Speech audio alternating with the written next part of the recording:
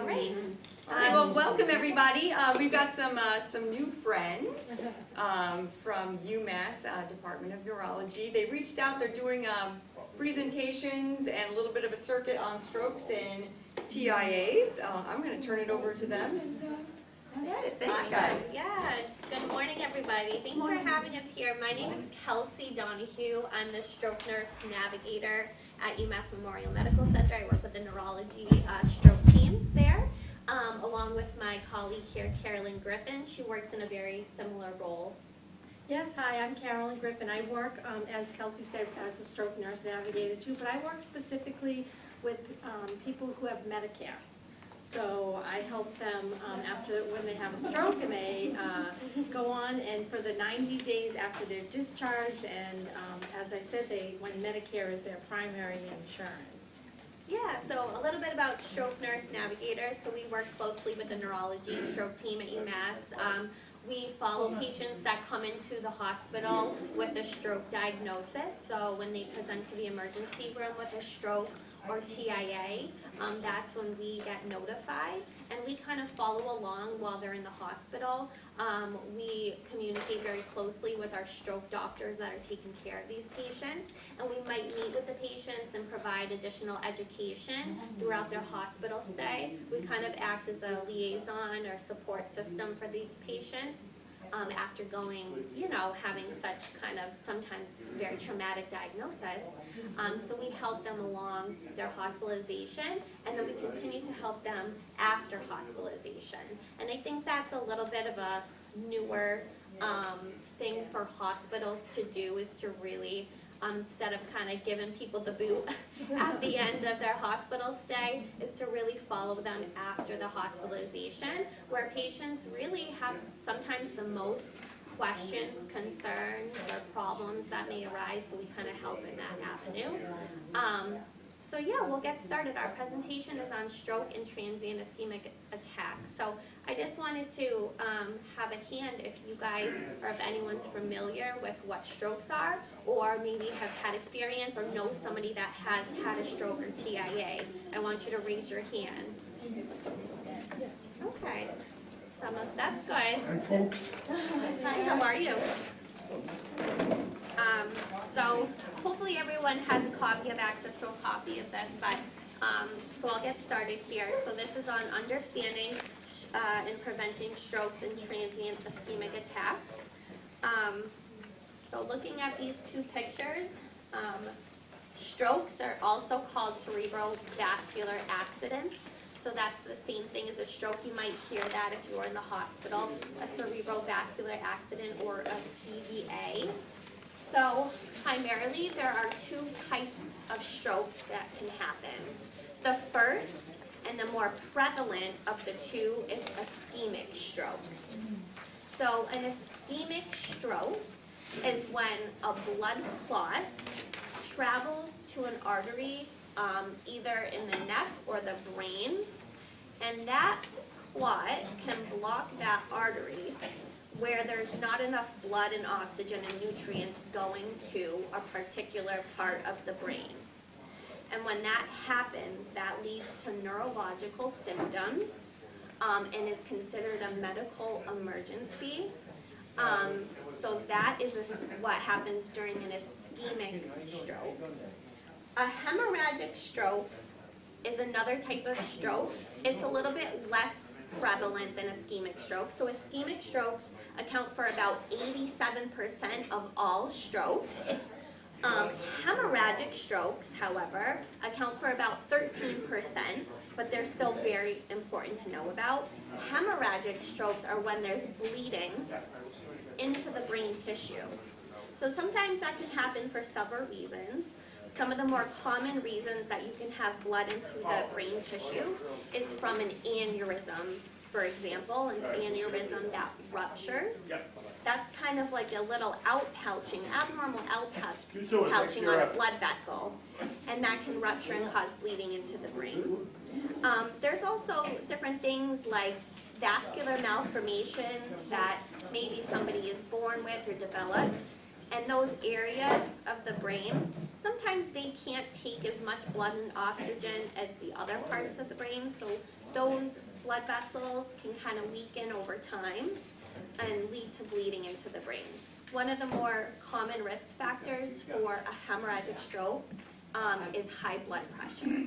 So over time, high blood pressure can weaken the arteries in the brain and lead to a stroke. So as I have here, there's about, every year in the United States, about 800,000 people have a stroke. So it's quite a significant number. Stroke is the 5th leading cause of death in the United States, and it's the first leading cause of disability. So it's really significant and something we're really passionate about, community outreach and really educating the population on strokes. And people, you might have heard of TIAs, or commonly called mini strokes. That's a little bit of a misnomer, but that's, a lot of people call it that. And so what happens is it's a temporary blockage. So maybe a little clot comes and it stops the blood flow for a minute. So you might just have symptoms that last for seconds or maybe a few minutes, and then it goes away because the clot moves. But it's a warning sign, and it's something that you still want to call 911 for, because, as we said, it's a warning sign of an impending stroke. And about 1 in 5 people who have a suspected TIA will have a stroke within 90 days. So it's, as I said, a temporary blockage. And if you have a TIA, what the doctor will do is they'll check, they'll still do almost the same type of workup. They'll look to make sure that you truly didn't have a stroke, so that when they do the MRI, they'll say, okay, we don't see any damage, nothing truly stopped the blood flow permanently and caused brain cells to die, but we're still concerned. We'll probably put you on some medication. We'll do the full workup, make sure that you don't have, we'll talk about it a little bit more, some heart arrhythmias, etc. So again, don't ignore it. Even if you'll say, gee, my arm went numb. Well, it only lasted 15 seconds, 30 seconds, but it's gone. I'm okay. I'm okay, it's gone. I don't need to worry about it. You do though, okay? So even though it's gone, take it as a warning sign. Call either your doctor right away. Excuse me? So we wanted to talk a little bit about women and stroke and how stroke affects women a little bit differently than men. So stroke affects about 1 in 5 women. So 1 in 5 women will have a stroke, and it kills more women than it does men. So it's a really important statistic for our women population.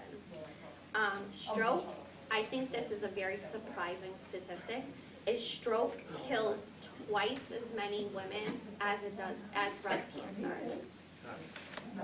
So there's a big push about breast cancer education and screening, and I just don't think that there's as much of that when it comes to stroke, even though the death rate is double breast cancer. So it's really important. Stroke is more common for women that are between the ages of 20 and 59. Then from 60 to 80, it's more common in men. But then again, after the age of 80, it's more common in women again. So why is this? Why does it affect women a little bit differently than men? There can be a couple reasons. It might have to do with the age of onset of your menstrual cycle. So women or girls that have a menstrual cycle that starts at less than the age of 10 or over the age of 17 might have a higher risk. Hormone contraception, so birth control, or hormone supplementation, which is sometimes given during menopause. Pregnancy gives you a 3 times greater risk of stroke than the general women population. Again, menopause can be a risk factor. And having a migraine with aura, because migraines with aura, and an aura just means it's kind of a symptom that tells you that a migraine is going to come on. A common aura is like visual symptoms. So you might have like flashing lights in your eyes, and then a migraine happens. So that's what a migraine with aura is. They're more common in women, and migraine with aura is a risk factor for stroke. And so the American Heart Association has a campaign, you might have seen it, and that's even like what some of these magnets have, and a handout here, FAST, F-A-S-T, and that's kind of an acronym for what we'll talk about here. So face, is your face drooping? There's one side of your face. So this is what we tell people are signs of a stroke. So this is good to know for yourself, but for a friend, for a family member. And sometimes it's not just literally is one side of your face drooping. Think about if you go to take a drink. Does all of a sudden, well, that's weird, it's dripping out of my mouth. Like, that never happened before. That could be something that happens. Have the person smile, and if one side of their smile isn't even, it's just very asimilar. That could be. Kind of like our picture here Yeah. in the first slide. Yeah. See how you can tell that gentleman's smile is Yeah. asymmetric, Yes. or one side is drooping compared to the other side. That's what a facial droop looks like. Yes. So that could be a sign. Also, so A is the arm or leg weakness. Again, you could, maybe have, them hold their hammer on. If they can't lift their arm, or they can for a minute and then it just falls to their side. Or they go to lift their teacup or coffee cup and it falls out of their hand. Or their leg, the same thing. Or even though they put weakness, it can be actually, they have no feeling as well. So numbness can be some of that as well. And typically that's one side of the Yes. body. Mhm. So usually it's your left side or your right side Correct. with a stroke. So only your left side would be weak, while your right side is normal. That's right. So we say unilateral. So as you said, or say you wake up and you go to get out of bed and your left leg can't move your left arm and your left leg collapses underneath you when you go to put it down. That would be, a warning sign. As for speech changes, so somebody is trying to talk to you, their voice sounds like they have marbles in it, you can't understand them, or you're speaking and it's just not coming out right, and you can't get the words, or you can't understand what somebody else is saying as well, or suddenly somebody is very confused. That's a sign as well. Feel free to ask. Yeah. And time to call. T is time to call, and that is because it's an emergency, and time is brain. And when you think of, heart attack, like that's an emergency, we want you to think of that this is, a brain attack. It's the same sort of time-sensitive issue, that the longer you wait, the more brain cells you're losing. So the quicker you call, the more likely you are to preserve function in your brain as well, that we can do something. So FAST has been around for a while to remind people of the symptoms of stroke, but we as clinicians weren't really entirely happy with that because it doesn't include all of the symptoms and it misses a couple of important symptoms. So the new acronym that they're using more frequently now is BFAST. So still easy to remember, BFAST if you're having a stroke. So this in particular represents symptoms of a stroke that can occur in the back of the brain, where you might have kind of different symptoms. So B is for balance. So if you really have sudden difficulty with your balance, you notice you're having trouble walking, maybe instead of walking in a straight line like normal, you start walking off to one side a little bit. Especially if that imbalance comes on and you have symptoms of what we call vertigo, like the room is spinning sensation. You feel really dizzy. Or you might have a really severe headache. Those can all be symptoms. In E, so the E represents eyes. So that can be another important symptom of a stroke. You might have sudden loss of vision in one of your eyes.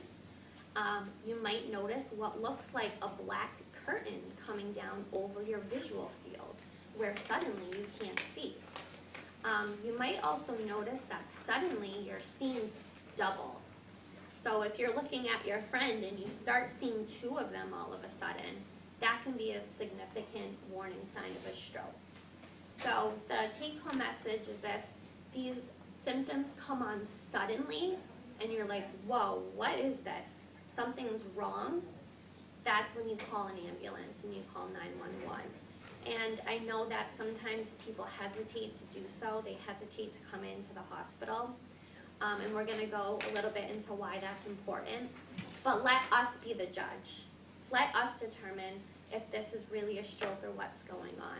Let us determine that, not you. You guys don't have to worry about that. Just call the ambulance and come in and we'll take care of it. If you come into the emergency room and you think you're having a stroke and come to find out maybe something else is going on or it wasn't a stroke, we care in the least. We want you to come in, you're not wasting our time. So definitely if you notice any of these symptoms, come in right away, okay? And like Kelsey said, for dizziness and vertigo, to be honest with you, that is a hard thing to determine because I think that it's not unusual for people to have that symptom. In fact, that's one of the leading causes that people come into the emergency room. You know, there can be lots of different reasons that can cause that. Even now with COVID, COVID can present, you know, long COVID. You can have dizziness. But as Kelsey said, there are different tests and different things that they can look at to rule out or stroke, and it's better that you come in and be sure. Now there are, you know, sometimes it's one of those things where if you have long-standing dizziness, we're not trying to get you scared now that you might be having TIA. Yeah, I think strokes. everybody's Yeah, probably we're talking experienced a little bit of dizziness. Yeah, at we've all times. had that. We're talking to, Kelsey kind of gave you some hints about, you know, like sudden severe, you might be walking to one side or things like that. But we just want you to know that those are, you know, stroke can present sometimes as severe dizziness, so not to necessarily ignore that symptom. And as I said, they can help tease that out a little bit more about what's going on with that. Yeah, so usually we more worry about vertigo, like I said, like the room is spinning. Yes.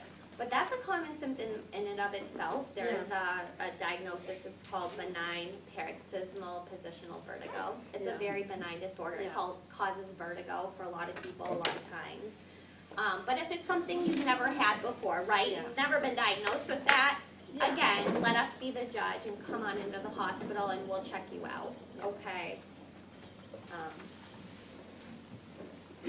So I talked a little bit about ischemic stroke, and I wanted to go in a little bit more about, again, hemorrhagic strokes, which is the other type of stroke that happens. It's a little bit less frequent, but that's when blood enters the brain tissue and causes neurological symptoms. This, of course, is a medical emergency. So what you might notice with a hemorrhagic stroke or bleeding into the brain, some of the different symptoms you might notice are like a severe sudden headache, which we call a thunderclap headache. Like someone just came over and took a hammer and hit you in the head. So it comes on like that. It's usually described by patients as the worst headache of your life. So that can be a very important symptom of bleeding into the brain. You might also have sudden and severe nausea and vomiting when this happens. So if you have a really severe headache with nausea and vomiting, those are very important. You might also, like we just described, have changes in your vision, your speech, weakness on one side, all of those symptoms you can have with a hemorrhagic stroke as well. You might have loss of consciousness or altered mental status.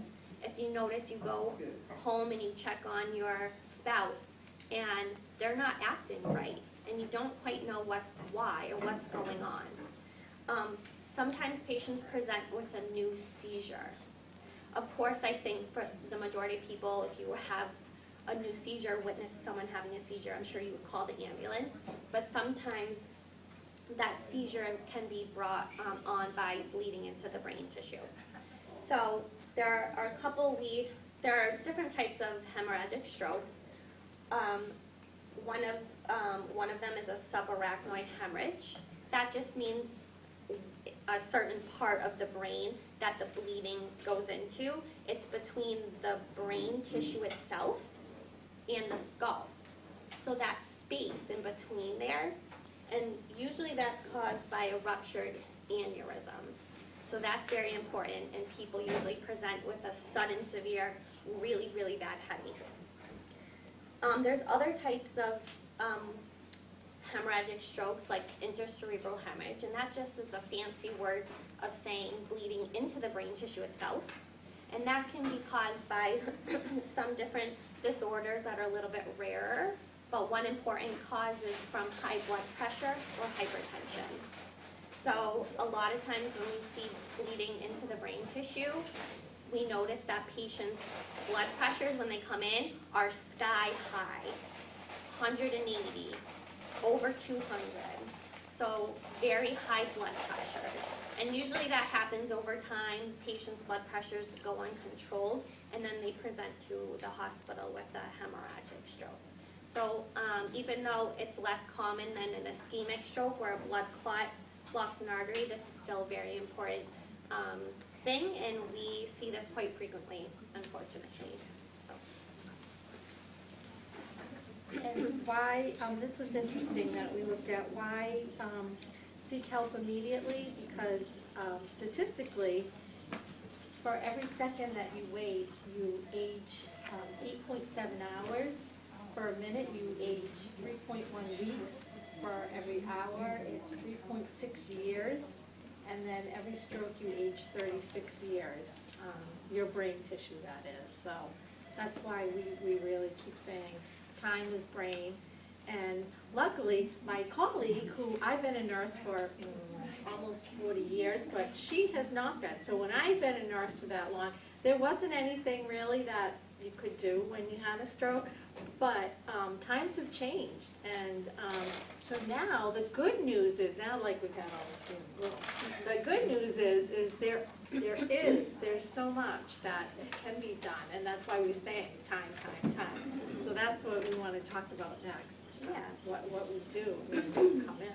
So basically, what do you do when you're having a stroke, and what can we do as a hospital system? So if you think you're having a stroke or somebody you're with is having a stroke, you call 911 immediately and you don't wait. And there's a very good reason for that. So the first part of kind of our systems of care in stroke is notifying and activating our EMS service or having an ambulance come and check you out. That's a very important step in the process, and sometimes people bypass that step for many reasons. Maybe they don't think it's so severe. Maybe they don't want to pay for an ambulance to take you to the hospital. Sometimes patients drive themselves. Well, that's not really a good idea if you're having neurological symptoms, right? To be on the road and driving yourself to the hospital. So the most important thing we want you to do is call 911. So when the EMS arrives to your house or wherever you are, they'll be able to check you out. They'll be able to do a dedicated neurological assessment and check your vital signs like your heart rate and your blood pressure. They'll be able to stabilize you if things are progressing rapidly. Maybe it's to the point where you're having trouble breathing. They can help stabilize you. They can put in an IV. So if you've ever been to the hospital having an IV put in, that's an important way that we can get medications into you really quickly. The most important thing that they do is activate a stroke alert. So they call into the receiving hospital that you're going to be sent to, and they activate a stroke alert. And what that does is notify the key players at that hospital that they have a patient that's coming in with a suspected stroke. So that gets all the right teams to the right place. So when you walk in, or probably not walk in, roll in to the emergency room at that time, the neurologists are waiting for you, interventionalists are waiting for you at the door, and we get you right into a CAT scan machine. And what that does That CAT scan machine is a quick test. I don't know if you guys have ever seen it. It looks like a big circle. You kind of just go right in. So that's checking right off the bat, is this a hemorrhagic stroke? Because that CAT scan will pick that up. Is there bleeding into the brain tissue? So if we see that, we'll usually notify neurosurgery, and neurosurgery can go on to take you to the operating room and drain that blood if they need to. They don't need to in all cases. You might be stable enough, but they can drain that blood. Or they can do, if it's a severe stroke, that they can go in and do a craniotomy, where they'll make an incision and they'll drain the blood out to ultimately save your life and save your brain tissue. And then you'll go on to recover from that. So when you come into the hospital, we do that CAT scan. If we don't see bleeding, we assume you're having an ischemic stroke, which is the one I talked about, where a blood clot is blocking an artery. We can't see that usually on a CAT scan because the CAT scan is just not the best test to pick up an ischemic stroke where we would see brain damage on the CAT scan. So sometimes we do another test. It's called a perfusion study, a CT perfusion. So this is a really interesting test we do, and it tells us, is there any parts of the brain that's not getting enough blood and oxygen? It will show us like on a color map. It will be different colors. Parts of the brain will be different colors if it's not getting enough blood and oxygen. So we can kind of assume, yes, it looks like this patient's having a stroke. We need to get them help. So one of the most important things we can do when you come in with stroke symptoms is give a medication called tissue plasminogen activator, or TPA. Basically, it's a clot-busting drug. So there's a couple out on the market. We're actually going to be switching to a newer one soon, which is a little bit easier for us to give. But this medication is like a powerful, potent blood thinner. And what we're trying to do is break up that blood clot that's sitting in one of the arteries and blocking that blood and oxygen part of the brain. So why this is so important to get to the hospital so quickly is because we have a very tight window when we can give you that medication. So this medication has to be administered within 4.5 hours of the symptoms starting. So if we started the clock right now and I started to have a facial droop and left-sided weakness, that's when the clock starts. So we need to get you to the hospital within 4.5 hours, which sounds like a long time, but sometimes people don't get there so quickly. But if you do get there within that time frame, we can potentially give you this medication, which can break that clot and really save a lot of long-term neurological deficits or death. So that's why we tell patients to get into the hospital right away. So again, we have different teams that can go in and do different procedures. One kind of neat thing that we can do, at UMass especially, we have a wonderful neuro interventional team. They're excellent. So one other thing that they can do is, even if you get into the hospital on time or don't get in, maybe you get in at 6 hours after your symptoms started, this team can still go in. Usually they'll make a small incision. It's typically at the groin. Sometimes it's at the wrist. They'll go in and they'll thread a catheter through your artery. They will go from this area all the way up to the brain, which is pretty crazy. And they will extract or take that blood clot. They'll pull it right out of you. And they can do this quick. And what happens then is that blood flow is restored to that part of the brain that's being damaged. And again, that can really save you from having significant neurological deficits or dying from a stroke. Okay? Sometimes patients don't need interventions. You might come in and maybe your stroke is kind of small, and we kind of just monitor you and see how you're doing. And then kind of the next step in the process starts. The doctors kind of see, why did this happen? What can we do to prevent it from happening again? You would work with therapists, like physical and occupational and speech therapists, and they would work with you to, if you have speech deficits now from the stroke, or again, motor deficits, like trouble moving your arm or your leg, they'll start to work with you to help enhance that and to improve those symptoms. We, like Carolyn and myself, will give you guys, education and support if you're coming in with a stroke. And we give you resources for what's gonna happen now. Unfortunately with stroke, sometimes patients' lives get flipped upside down. Maybe they were young and healthy and, doing everything they were doing, and then the stroke happens and now they might require a walker or wheelchair. Maybe they can't drive anymore. Maybe one side of their vision is affected and they can't see very well. They have trouble communicating. They have trouble balancing a checkbook or returning to work where they used to work on computers. So we kind of help with that going forward. And the quickest you can get therapy after a stroke, the better. That will really improve your chances of, recovery from the stroke. And like a lot of diseases, there is preventative things. Honestly, the stroke organization says, there is 80% of strokes can be prevented. And even if you have a stroke, admittedly you are more likely to have another one, but there are risk factors and preventative things you can do. Blood pressure is the #1 risk factor for a stroke, be it the ischemic kind, meaning like the clot kind, or the when your blood vessel bursts. So, and if you know much about high blood pressure, most people don't even know that they have it, which in turn means that sometimes people don't want to take the medication because they think, well, I feel fine, because they don't really have any symptoms necessarily, but unfortunately it doesn't work that way.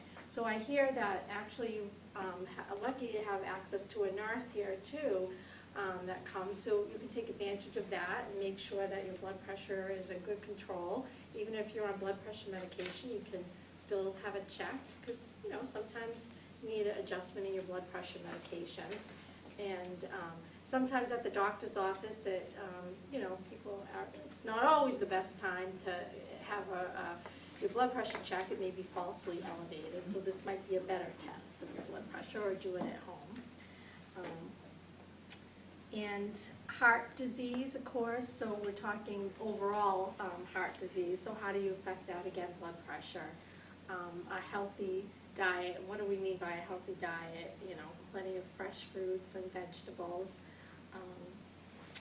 and low cholesterol, meaning low saturated fats, like not a lot of cheese and cream and processed foods. I guess the best way when I look at like how I tell people to eat, I say, do your best not to buy a lot of prepackaged food, which I know is hard. I think because I work too with a Medicare population, convenience, and doing that can sometimes be, the #1 thing. So sometimes taking advantage of Meals on Wheels and things like that. I guess you have a food pantry here. Even frozen foods, like a lot of the frozen foods and vegetables or canned foods that last longer, aren't as likely to spoil, is a good way to get your fruits and vegetables in. That's a way. Diabetes, so keeping your blood sugar under good control. Again, the nurse here, I guess, does blood sugar checks as well for you. So that's another great way to take advantage of that. And staying away again from processed foods, which can elevate your sugars as well. And you have exercise classes here too, which is also important for not just your heart health and your blood pressure, but your blood sugar as well. And smoking. Smoking is another huge factor, and to again work on. And I know I tell my patients all the time, who smoke, I said, it's hard. I know my mom was a big smoker, and I know that it was very difficult to quit. There are lots of resources out there, and we have access to a lot of that to help people on that that journey as well to stop smoking, because that is also another factor. But the good news is again, there's lots of help out there for people who are ready to make that change as well. And it makes such a huge difference. The minute you stop smoking, you're already making gains in your health overall as well. So, like Carolyn said, those are some of the more common risk factors, and stroke is largely preventable, and that's why we're here, is to educate you guys that there is a way that you can change your outcome, and it's not all gloom and doom. You can make a difference. And just to touch on the blood pressure piece, because that is one of the most important risk factors. I think a lot of times I hear patients say, oh, well, I go to the doctor and my blood pressure is good when I go there. And I ask, how many times do you go to your doctor? Twice a year. Well, blood pressure, that's one number in time, right? So it's not really a great estimation if you're getting your blood pressure checked twice a year. It's really not a good, estimation of what your blood pressure is doing all the rest of the days of the year. Or another thing we hear is I have white coat syndrome. I get nervous when I go to the doctor. I was really rushing to get in there, and yeah, my blood pressure was high, but it's just because I'm kind of nervous going to the doctor. Well, they're finding that that's not so true, and that sometimes it is, indicative of high blood pressure if you're going into the doctor and your numbers are high. So definitely the best thing you could do is check yourself at home, record it, make a journal, write those numbers down, and be your own best advocate. The American Heart Association just lowered their recommendation, and so now they're saying anything over 130/80, I don't know if anyone's familiar with blood pressure numbers, anything over 130/80 is considered high blood pressure.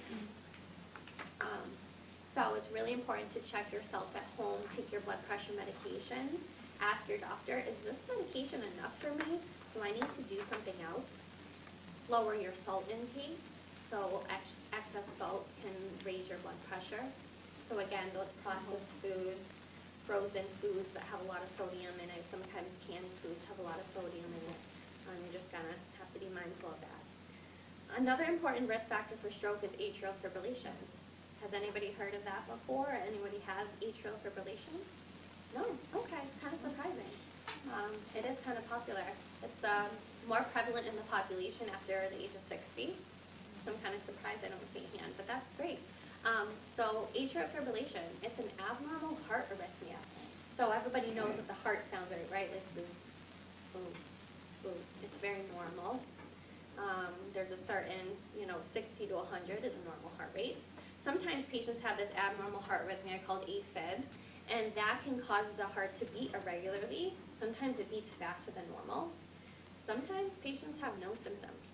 And what can happen is that when this occurs and your heart's kind of pumping a little bit irregularly, a blood clot can form in the heart.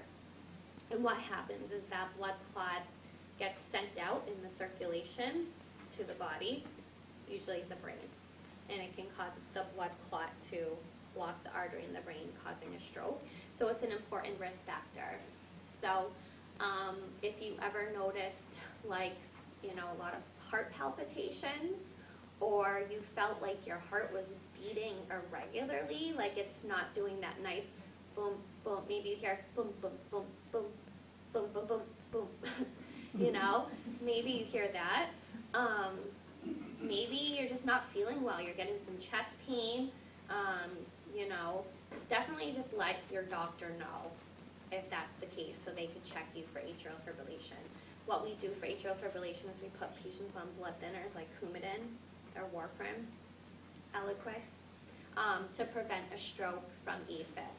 So if you do have it, there's something to prevent a stroke if you do have it, so that's the good news.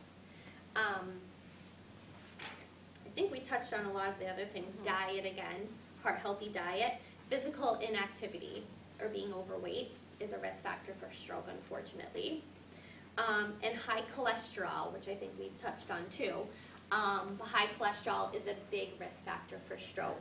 I don't know if you guys can kind of see that picture in the box here. So that yellow is what we call plaque or atherosclerosis. So that yellow is plaque buildup, and usually that's from high cholesterol over time. And what happens is that plaque builds up in the artery, in the walls of the artery on either side. So think about like a tunnel, and say that there's cars come by and they start parking on either side of the tunnel. What's going to happen in the middle for people trying to get through that tunnel? They're not going to be able to get through as good, right? So that plaque doesn't allow the blood to flow as freely as it should. And over time what can happen is that can build up so much that that completely stops blood flow, or a piece of plaque can break off and travel up to the brain. So a lot of times we see plaque in carotid arteries. So those are the nice arteries in the neck. If you ever felt your pulse here, that's your carotid pulse. You can feel that blood flow going through. So a lot of plaque buildup is here. A symptom of really severe plaque buildup in those arteries can be hearing your heartbeat in your ear. So if you're noticing you can hear your heart beating in your ear on one side, usually one side, that might be indicative of plaque buildup in that carotid artery. And you should go to your doctor and have that, check that out. They can listen, and what they might hear is kind of this abnormal whooshing sound in your carotid artery. And what we'll do is a very easy test called a carotid ultrasound. That's just when kind of take that gel and go over your neck and look at that, and that can tell you if there's blockage there. So that's a really important risk factor for stroke too. And we hear, as you can imagine, a lot of our patients are on statin drugs and Cholesterol medication. yeah, and a lot of people will say, I can't tolerate it, or I'm allergic because of side effects. And there's been a lot of studies that show that that's not necessarily true, that they really can. There's different, you can try a different type of statin drug.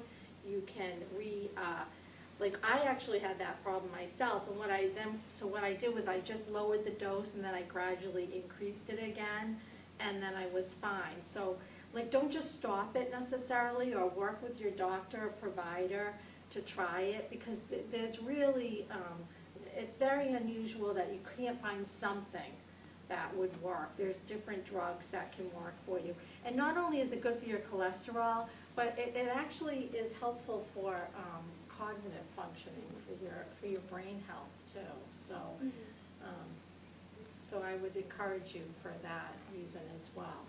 And diet and exercise will lower cholesterol too. Absolutely. And blood pressure. So that's why we say diet and exercise are so important. So kind of lastly, getting to our last slide here, it's kind of like your cheat sheet to prevent a stroke.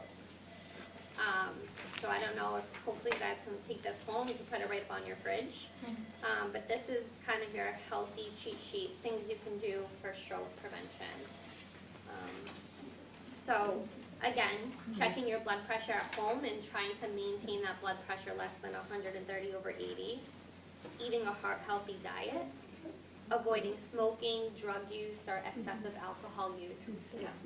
Checking your cholesterol at least annually. Ask your doctor, hey doc, what is my cholesterol? I don't know that I've ever had that checked before, or maybe it's been a year, maybe we should check it again. Visit your primary care doctor regularly. This is from the American Heart Association. It says aim for 150 minutes of exercise a week. That's a lot of exercise. But what I encourage people is that's not like running a marathon. That's going out for a walk, taking your dog for a walk, going around the neighborhood with your friend, getting on a bike, doing stationary bikes at home, walking on a treadmill, anything like that will help. Swimming. If you have diabetes and it's really not well under control, maybe make sure you have an endocrinologist who's a diabetes specialist to help. Check for sleep apnea, which is something we didn't really touch on. No. Has anyone heard of sleep apnea or has it? No? Yeah. So that's when you essentially stop breathing when you're sleeping. And so that can be a risk factor for stroke because, again, your body's not getting enough blood and oxygen, and in turn, your heart's working harder to get that blood and oxygen places, and it can raise your blood pressure, and that can cause stroke. So checking for sleep apnea, some symptoms of, or signs of sleep apnea might be waking up in the morning really tired even though you slept, having a really bad headache when you wake up. If you notice yourself or your spouse snoring really bad, that could be a symptom of sleep apnea. So letting your doctor know if you have any of those symptoms, so you could do a sleep study. And what we can do is we can put you on a machine, it's called a CPAP machine, and that will help breathing. I don't know if anyone's seen it before, people wearing a breathing machine when they're sleeping. The new Aspire advertisement. Yeah. Not the most comfortable thing to do when you're sleeping, right? But it's important for your health.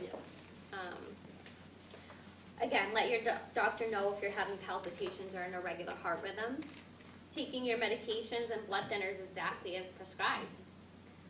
If you're having side effects, don't just stop your medications. Tell your doctor they can help you. If you can't afford your medications, this medication is too expensive. So instead of taking it twice a day, I'm going to start taking it once a day to save money. Let your doctor know they can help you. They can give you alternatives. We can send you to another pharmacy. We could give you a generic of that medication. So there are a lot of options. Yeah, Kelsey and I do a lot of that work with patients. Yeah, some of the newer blood thinners that we put patients on for AFib, unfortunately, they're expensive and the insurance doesn't want to pay for that. Yeah. So we have to help patients and usually fight with insurance companies to advocate for people. Using healthy habits to manage stress at home, because stress can lead to obviously issues, high blood pressure, and maintaining a healthy weight, or BMI, which is a body mass index. So all of those things, it can be prevented, but if you do have a stroke, again, seek help, call 911, and we can help you if you are having one. So What can you do while you're waiting 15 minutes for the ambulance? that's a great question. That's a great question. So I would look at the clock, right? And I would say, oh, it's 12. You might not think to do that, but hey, look at the clock and see what time your symptoms start so you can tell them. If you're with someone and they're having a stroke. So a lot of things I hear, that's a great question. So sometimes I hear patients say, oh, should I take some aspirin, right? If I'm having a heart attack, I'm going to go grab some aspirin. Unfortunately, you don't want to do that with a stroke. Does anyone know why? And aspirin's a very popular medication we use for stroke prevention. We use it in the hospital. We give it to almost everybody. But you don't want to do it because guess why? Aspirin, it can increase your risk of bleeding. So you don't know if you're having an ischemic stroke or what? A hemorrhagic stroke. So if you're having a hemorrhagic stroke and that aspirin increases your risk of bleeding, that might not be a good combination, right? But yeah, I would, sit somebody down, lie them down, see if that improves their symptoms when they lie down to get more perfusion to part of the brain. I wouldn't give anybody something to eat or drink whatsoever. Because a lot of times we see patients come in and if they have speech changes, they also have difficulty swallowing. And that can lead to aspiration and pneumonia. So I wouldn't give anybody something to eat or drink or any medications, really. And just have, what I would recommend if you don't have it already is maybe having like a little binder, an emergency binder. A little binder that's handy that you could grab and give it to the ambulance team or give it to your spouse or what have you, that has some important information like who's my doctor, what medications I'm on, am I a full code? Yeah, you bring up a good point because one of the things that I find, and Kelsey does too, is that there are some times that people don't have their healthcare proxy up to date. And I don't know what that is. Yes, yeah, that is a huge issue. It's an issue in the hospital. Now, if you have a spouse, then it's in the hospital. It's not a problem. Like they'll always go to your spouse. However, where it becomes an issue, say you can't do, and this is even for children. Like I have adult children. so I didn't really think too much about this, you know, I'm like, oh, they're healthy and stuff. However, so think about this for any of your family members, not just for yourselves. So if you have an adult children, or say like there's a car accident or something, so now your family member is in the hospital, and they cannot make decisions for themselves. They'll go to, you know, they would come to me for my daughter and say, listen, you know, Carolyn, you can make decisions for your daughter. However, my daughter now has to go to a rehab hospital. She doesn't have a healthcare proxy in place, but she's an adult. The minute she leaves the hospital, there has to be a healthcare proxy in place. If she didn't do one, then we have to go to court for guardianship of her. So it really does become an issue. So I would really, number one, really make sure that everybody has a healthcare proxy. It has access to a And has copy of access. it. And Yeah. has talked to the person you made the proxy about, you know, what your care wishes are, of course. Right. That's an important thing. But yeah, because it does become a problem if you need to enact that.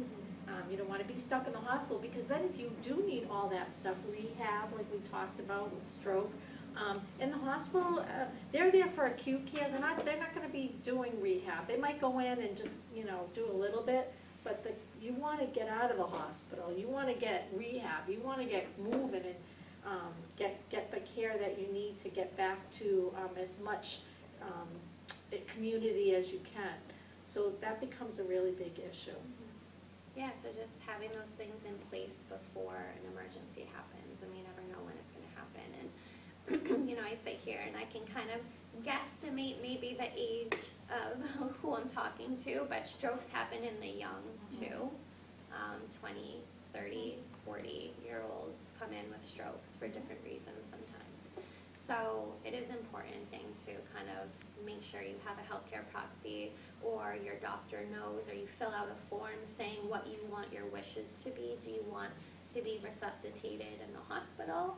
Do you want to get artificial nutrition, you know, a breathing tube?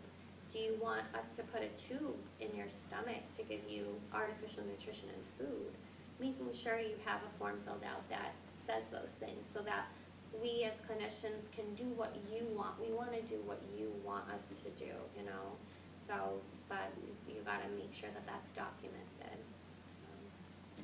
I know that's a lot of information. We could probably talk about this for 10 hours, but does anyone have any questions or comments for us at all? Yeah. What's a silent stroke? Yeah, that's a great question. That's a great question. Yeah. So, stroke symptoms are largely dependent on the size of the stroke and where in the brain the stroke happens. So some strokes are very big and cause a lot of symptoms, and strokes are smaller than a pencil eraser on the brain, very tiny strokes. So you might have a silent stroke, and maybe that doesn't get picked up on. Maybe then you go to your doctor for another reason, and they just order some brain imaging for, you know, what have you, and they find a stroke. That maybe happened 2 years ago, right? Or we don't know because you never had symptoms of that. So we do see that a lot, where patients have neuroimaging and we just find a stroke. But that's also very important, right? Because it is a stroke, and we want to still know why that happened and how we can prevent the next one, because maybe the next one is not so small. Maybe it's a much larger stroke. So that's a great question. Yeah, strokes can happen and without symptoms, which is kind of scary to think about. Usually they're smaller though, right? So usually people fare pretty well with them, but still important to work up and follow up on. Any other questions? What about concussions, Yeah, that's a good head traumas? Yeah, that's a good question. That's kind of similar to stroke in a way, right? Because we're talking about the brain and brain damage, and stroke causes brain damage, and so do concussions and traumatic brain injuries. Traumatic brain injuries, say, you know, you fall and you hit your head, that can cause bleeding into the brain. We don't call it a stroke necessarily because it's traumatic brain injury, but it kind of can do the same thing. We worry about our patients that are on blood thinners, right? And now it's February, March, and there's ice outside, and they slip and they hit their head, and they're on a blood thinner. Blood thinners can increase your risk of bleeding, so we worry about that because that can cause a brain injury. So that's a good point. If you're on a blood thinner, if you're on aspirin, and you fall and you hit your head, and, well, I feel okay, but I'm starting to get a really bad headache now, and I'm starting to get kind of nauseous, and my vision's a little blurry now all of a sudden. What do you think you should do at that point? Call your doctor or come into the emergency room and let us check you out. We'll do a CAT scan and we'll see if there's any damage there. In fact, for my patients, like if I have a patient who is in the hospital, goes to rehab, and they're on any blood thinner, and they happen to have a fall, like they're at a skilled nursing center, and they have a fall with a head strike, it's an automatic visit to the hospital for imaging. Yeah, I would say definitely if you're on a blood thinner and you hit your head and have symptoms with that at all, any symptoms, then you should get checked out right away. Yeah. That's a good question. Thank you. Anything else? I got one more though. Yeah. It says on the statin medicine not to do much exercise. So it's kind of counter, if you look on the insert, Really? back, probably the third page is all so tiny. In there it'll say about exercise to a certain level. Well, I think because it increases the CK, so they worry about rhabdo. And I think that they're talking about people who are like Navy SEAL practically. Regular exercise, I wouldn't be, Yeah. concerned about. A side effect or an Yeah. adverse effect Yeah. sometimes of those cholesterol medications can be joint pain, muscle pain. Sometimes it can affect your liver. Yeah. Usually your doctor's really good if they'll start a cholesterol medication, they'll check for those things. Yeah. And if you were to have some of those symptoms like joint or muscle pain, really severe abdominal pain, dark urine, then you would want to let your doctor know. But no, you can exercise. Yeah. They want you to, right? Because Yeah. that reduces your cholesterol too. So Right, exactly. I'm on a cholesterol medication. Yeah. I'm in my 30s. I just ran 4 miles this morning. So, you gotta have to be your own best advocate. My blood pressure, my cholesterol's been documented high for 6 years, and it's probably genetic, right? Maybe there's a genetic predisposition. Sometimes there is with these things. Yeah. And knowing what I know, I said, oh, Doc, statins are really well tolerated overall. They don't really cause complications too much, so I said, just put me on it. And here I am, and I'm on it. So you kind of just have to, advocate for yourself and things, so. Yeah. Anything else? Yeah, good. Thanks so much. Yeah, thank you guys for having us. Yeah. If you didn't already, grab some goodies over there.